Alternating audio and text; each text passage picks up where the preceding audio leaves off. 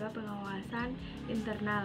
Dibentuknya dua lembaga ini sesuai dengan kewenangannya, bertujuan untuk menjamin agar penyelenggaraan pemerintah berjalan sesuai dengan tujuan dan sasaran yang diharapkan.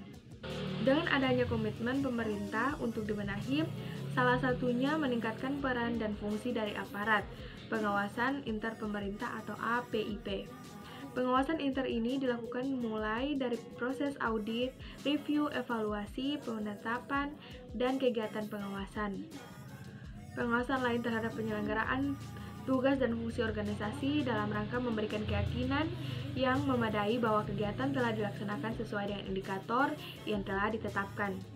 Untuk itu, APIP harus terus melakukan transformasi dalam menjalankan tugasnya dan guna memberi nilai tambah bagi kementerian atau lembaga pemerintah daerah dalam penyelenggaraan pemerintah.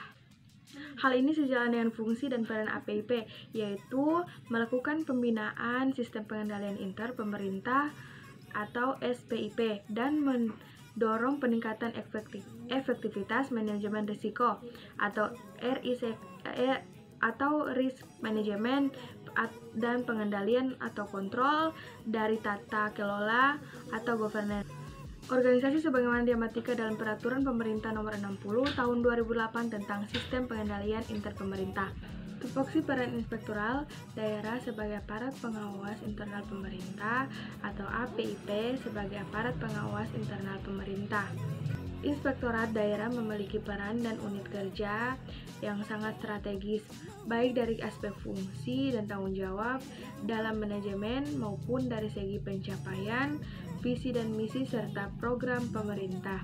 Dari segi fungsi-fungsi dasar manajemen, inspektorat daerah mempunyai kedudukan yang setara dengan fungsi pemerintah kabupaten kota dan pelaksanaan urusan pemerintah kabupaten kota berdasarkan asas desentralisasi, dekonsentrasi, dan tugas bantuan. Aparat pengawasan interpemerintah atau APIP adalah instansi pemerintah yang mempunyai tugas pokok dan fungsi melakukan pengawasan yang terdiri atas 1. Badan Pengawasan Keuangan dan Pembangunan atau BPKP yang bertanggung jawab kepada Presiden. 2. Inspektorat Jenderal, Inspektorat Utama, dan inspektorat yang berada di bawah dan bertanggung jawab kepada Menteri atau Kepala Lembaga Pemerintah Non-Departemen. 3. Inspektorat Pemerintah Provinsi yang berada di bawah dan bertanggung jawab kepada Gubernur. Dan yang keempat, Inspektorat Pemerintah Kabupaten atau Kota yang berada di bawah dan bertanggung jawab kepada Bupati atau Wali Kota.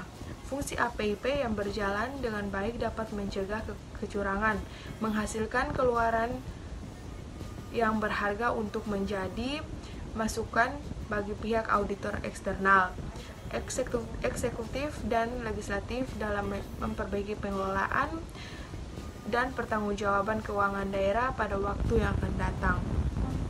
BPK dapat memanfaatkan hasil pengawasan APIP, terutama dari hasil review laporan keuangan pemerintah.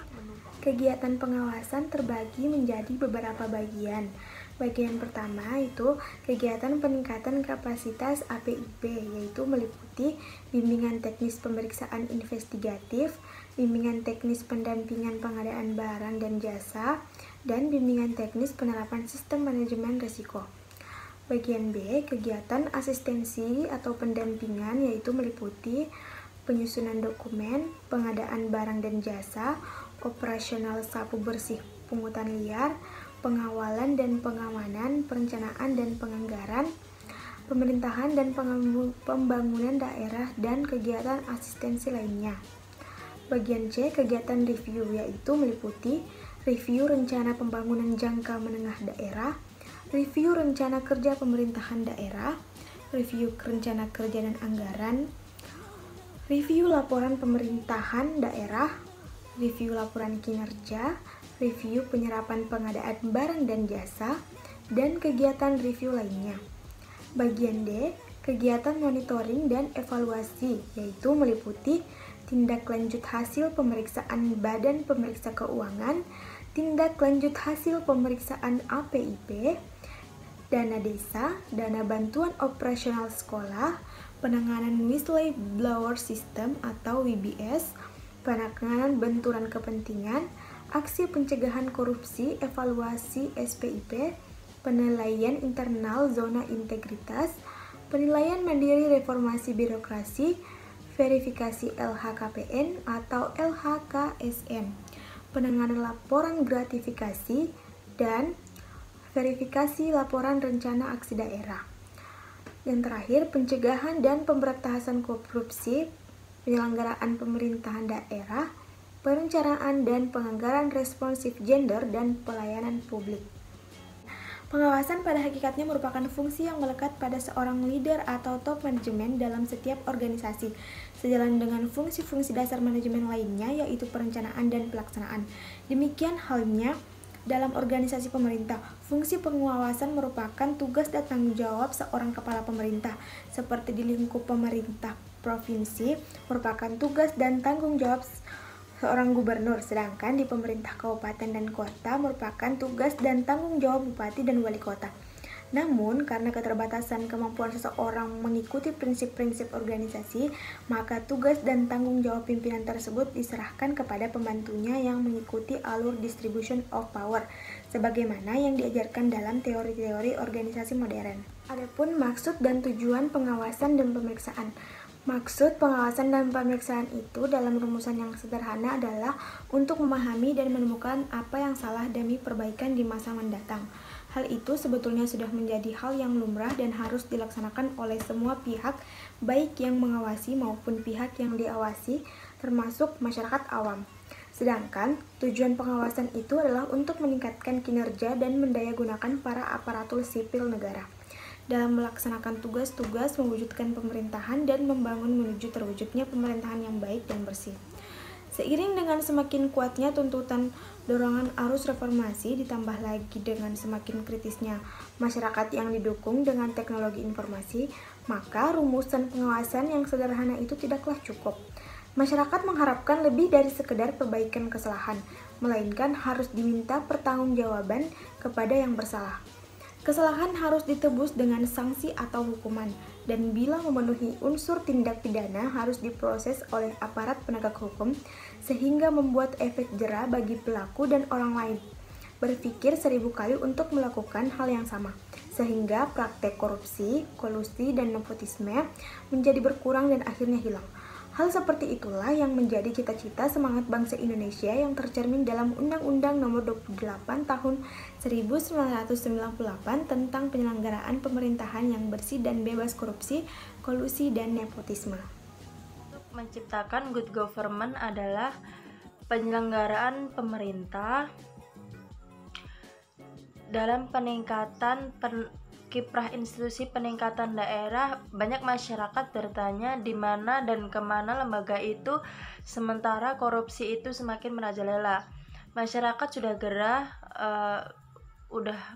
melihat perilaku korupsi yang semakin hari semakin baik, tetapi malah semakin merajalela.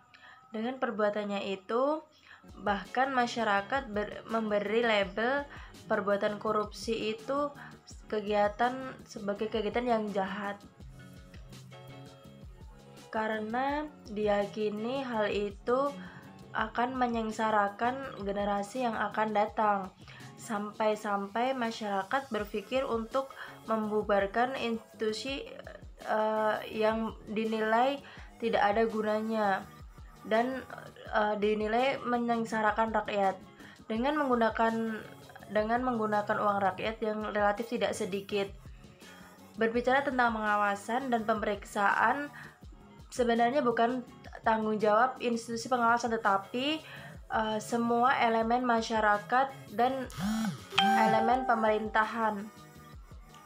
Karena institusi pengawasan seperti inspektorat daerah bukanlah berdiri sendiri atau tidak berdaulat, tetapi jauh dari anggapan itu, insan-insan di daerah lebih tidak sejalan dengan yang jauh dari anggapan itu.